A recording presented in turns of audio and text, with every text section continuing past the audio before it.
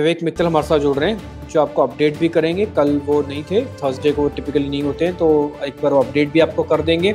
और साथ ही साथ अगर कुछ नए शेयर नई स्टडी करके आएँ तो विवेक जी आपको वो भी बताने वाले हैं। विवेक सर बहुत बहुत शुक्रिया, थैंक यू वेरी मच आज समय देने के लिए। तो कल मार्केट में गिरावट थी, तेज़ गिरावट थी। आपको तो खैर पता ही, हम तो बीरिश थे ही पहले से ही। खैर एनी हाउ, अब आपके जो अपडेट्स हैं, एक तो पहले मेरे को वो दो, कौन से शेयर बच गए और किन शेयरों के लग गए स्टॉप लॉस, या कोई शेयर अभी भी है जो आपको लग रहा है कि अब उस लेवल पे आगे फिर से लो। देखिए डिम्पी जी, मेरे जो स्टॉप लॉसेस लगे हैं उसमें एक स्टील स्ट्रिप्स व्हील का लगा था जो कि 429 का था। और मैंने अपने जो क्लाइंट्स हैं इन हाउस, उनके किसी के स्टॉप लॉस ट्रिगर नहीं होने दिए हैं। और मैं यहाँ पर दोबारा बोलता हूँ कि जिन लोगों ने स्टॉप लॉस नहीं काटे तो नहीं काटे, क्योंकि इसके रिजल्ट्स का वेट करें। 9 अक्टूबर को इसके रिजल्ट्स है and I am expecting a good turn around in the company in this quarter.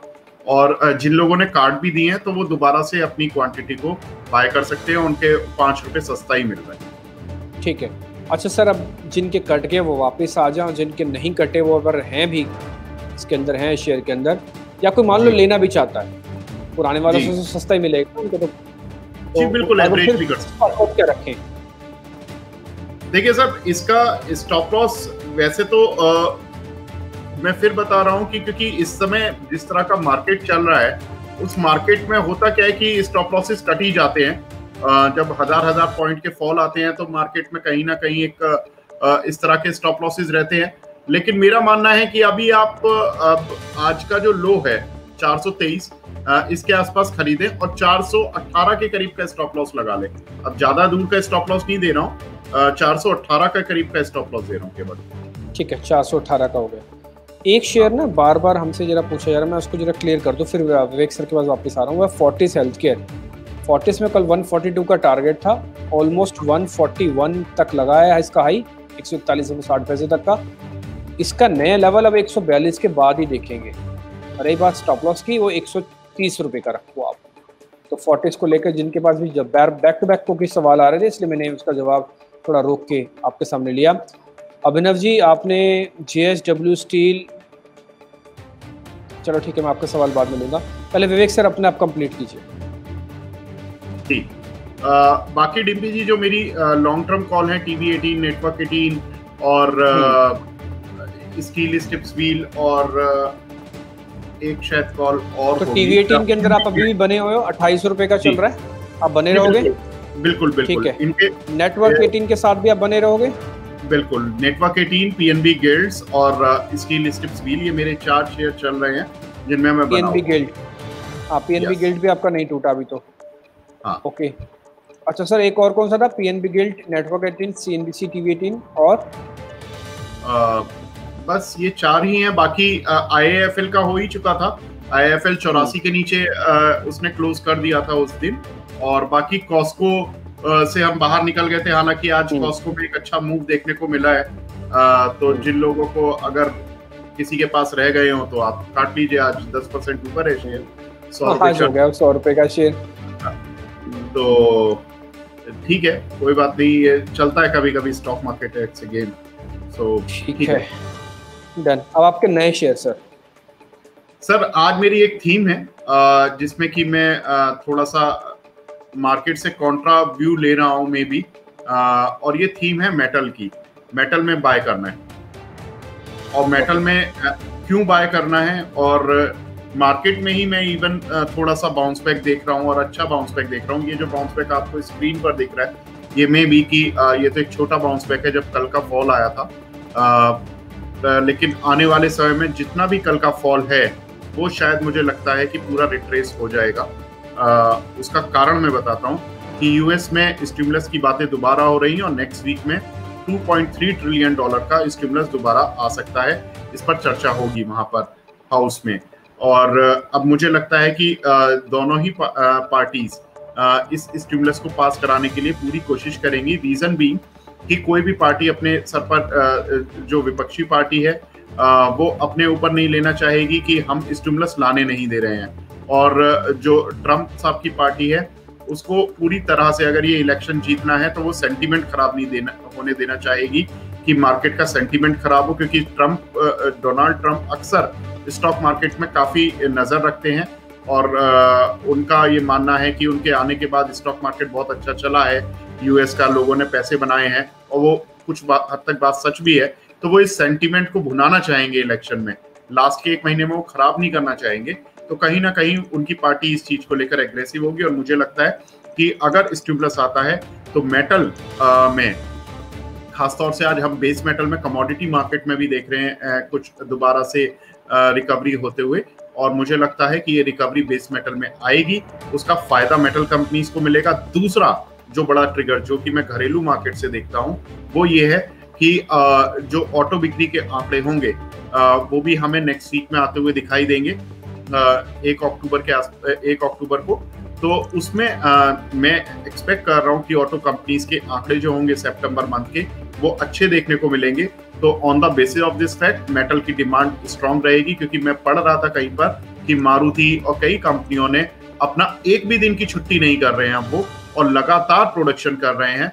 Maruti के 2 दिन का जो संडे का ऑफ होता है और जो शिफ्ट में 24 आवर्स प्लांट नहीं भी चलता है वो भी जब चला रहे हैं, तो उसकी वजह से 10,000 यूनिट पर वीक उनका एक्स्ट्रा प्रोडक्शन हो रहा है। तो इसका मतलब है कि कहीं ना कहीं जब आप प्रोडक्शन कर रहे हो तो मेटल की डिमांड तो ऑलरेडी स्ट्रांग हो गई है। तो इसका मतलब है कि मुझे मेटल कंपनीज में इसलिए बुलिशनेस दिखती है। टाटा स्टील मेरा टॉप पिक होगा। टाटा स्टील में मेरा मानना है कि आज 350 रुपये 70 पैसे के नीचे काउंटर बंद नहीं होना चाहिए वीकली क्लोजिंग में। उसके ऊपर अगर ये बंद होता है तो आप इसको लेकर जाएं, और मुझे लगता है ये नेक्स्ट वीक का काउंटर होगा।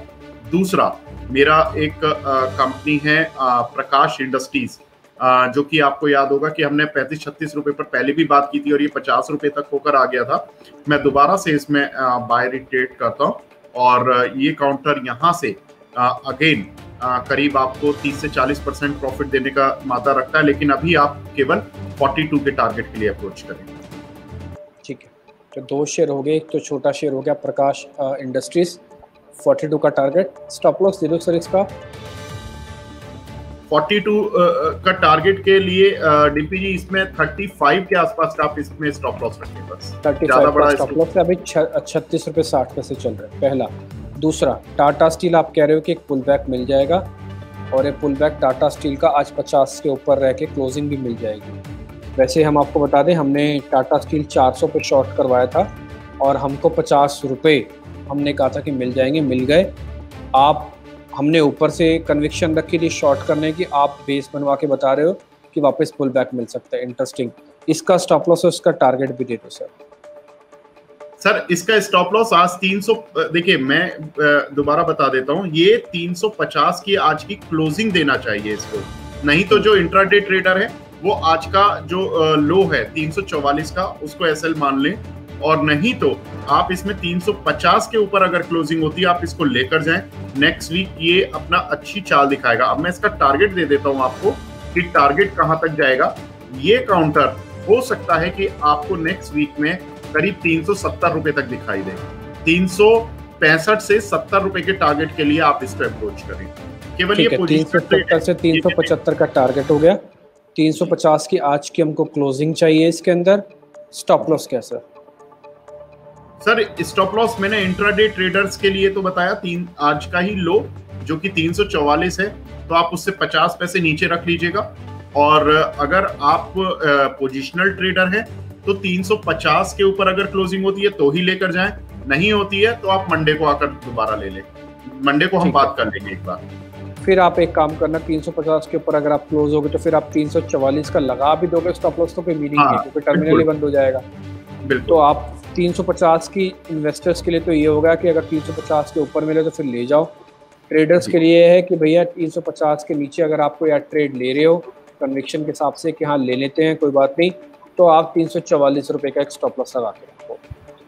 जी ठीक है सर। प्रकाश इंडस्ट्रीज भी आपने बता दिया, और आपकी आज की मेटल की थीम भी हमको समझ में आ रही है। जो आप यूएस से कनेक्ट कर रहे हो, यूएस और चाइना 2 बड़े इंडिकेटर्स में है इसके अंदर। ठीक है सर, कोई और ऐसा शेयर जो आप देना चाहते हो या फिर आप बताना चाहते हो? सर मेरे 2 शेयर और हैं। एक आपको याद होगा हमने IMFA पर बात की थी कुछ दिन पहले, और मैंने उस समय आपको बताया था कि इससे एग्जिट करना है और क्यों एग्जिट करना है। वो कारण यही था कि मुझे यूएस के स्टिमुलस में आने में थोड़ा सा लेट हो रहा था, जिसकी वजह से मुझे मेटल पर एक हैंगओवर दिख रहा था कि मेटल हो सकता है कि पिटता हुआ दिखाई दे, और मेटल देके पिटा भी। ये 246 247 पर हमने एग्जिट कर लिया था उसी भाव पर, और आज हमें 225 मिल रहा है, तो आप इसमें री एंट्री कर सकते हैं। अब केवल एक वीक के लिए, और इसमें अगर यहाँ से ये काउंटर मुझे जो लगता है इसका टारगेट वो लगता है करीब करीब पहला टारगेट लगता है इसका वही जहां पर हमने पहली बार एग्जिट किया था 245 246 के आसपास, और फिर हम इसको रिव्यू कर लेंगे। और मुझे लगता है कि रिव्यू करने में जो हमारा दूसरा टारगेट रहेगा वो अराउंड 265 के आसपास का रहेगा। ठीक है, तो एक तो IMFA हो गया, दूसरा शेयर कौन सा सर? सर दूसरा शेयर अक्सर मेरे को जब भी वो शेयर आता है तो बड़े सवाल आते हैं, फेडरल बैंक। तो फेडरल बैंक पर आप नजर बनाकर रख सकते हैं। फेडरल बैंक यहाँ से देखिए काफी पिट चुका है, 54 रुपए से टूट कर ये 46 रुपए आ गया है। मुझे लगता है कि इसके साथ देखिए दो ट्रिगर हैं। एक कि 28 तारीख को जो सुप्रीम कोर्ट फैसला देने वाली है उसमें काफी बैंकर्स को, बैंकिंग स्टॉक्स को हो सकता है रिवर्सल देखने को मिले। दूसरा जो मुझे लगता है कि यूएस में अगर स्टिमुलस आता है तो बॉन्ड यील्ड वगैरह का भी एक इम्पैक्ट होता है जो कि बैंकिंग शेयर्स पर पड़ता है। तीसरा जो सबसे महत्वपूर्ण ट्रिगर है इस काउंटर के लिए वो ये है कि ये बैंक अक्सर अपने रिजल्ट्स जो देता है वो शुरुआत में ही दे देता है। इंडसइंड बैंक के आसपास इसके भी नतीजे आ जाते हैं जो कि 10 से 15 तारीख के अमूमन आ जाते हैं। तो मुझे लगता है कि जो लोग बॉटम फिशिंग करना चाहते हैं, पोजिशनल ट्रेड लेना चाहते हैं, इन्वेस्टमेंट करना चाहते हैं 10-15 दिन के लिए, उनके लिए एक शेयर है। और यहाँ से ये पुराने वाले लेवल्स, अपने 50 और 54 वाले जो लेवल्स होंगे उनको दोबारा से अचीव करता हुआ दिखाई देगा। और इसमें जो रिजल्ट्स हैं मैं एक्सपेक्ट कर रहा हूँ कि अच्छे रिजल्ट्स आएंगे, सब्जेक्ट टू द कंडीशन कि सुप्रीम कोर्ट कोई उल्टा फैसला नहीं देता है, ये कंडीशन जरूर है। तो उसके लिए आप एक स्टॉप लॉस लगा कर रखें 45 का। ठीक है, 45 का एक स्टॉप लॉस आप दे रहे हो, इंटरेस्टिंग। पहले हालांकि ये टेक्निकल बेसिस पर आप फेडरल बैंक देखो तो कहीं भी आपको कोई तस्वीर नहीं दिखेगी, इसलिए मैं टेक्निकल बोलना भी नहीं चाहता। बट ये क्या है कि जो पहला सपोर्ट एरिया होते हैं ना वो ये रेजिस्टेंस भी है, वो 50 है, तो एक बार वो पार हो जाएगा तो फिर आपको नए लेवल से मिल जाएंगे। लेकिन हाँ, इसकी रीजनिंग ये है कि इसके रिजल्ट्स आने वाले दिनों में तैयार हो जाएंगे। अब स्टील व्हील के सबसे पहले नतीजे आएंगे, फिर फेडरल बैंक के भी नंबर्स आ जाएंगे, और ये बेस पे भी खड़ा हुआ है। ऐसा नहीं कि इसके पास ये 45 का जो स्टॉप लॉस है वो बना नहीं सकता है, रोक नहीं सकता उसको, एक बेस भी है इसके पास। ठीक है, इंटरेस्टिंग सर। फेडरल बैंक भी हो गया, IMFA भी हो गया। बहुत बहुत शुक्रिया sir, thank you very much आज कार्यक्रम में जुड़ने के लिए। मेटल्स आपकी थीम, टाटा स्टील आप बता रहे पुल बैक होगा, प्रकाश इंडस्ट्रीज पुल बैक होगा। इसके अलावा जो आपने 2 शेयर बताए, एक IMFA और साथ ही साथ एक फेडरल बैंक, आपने 4 शेयर दिए, और पुराने शेयर उसके अपडेट के लिए भी शुक्रिया। Thank you very much.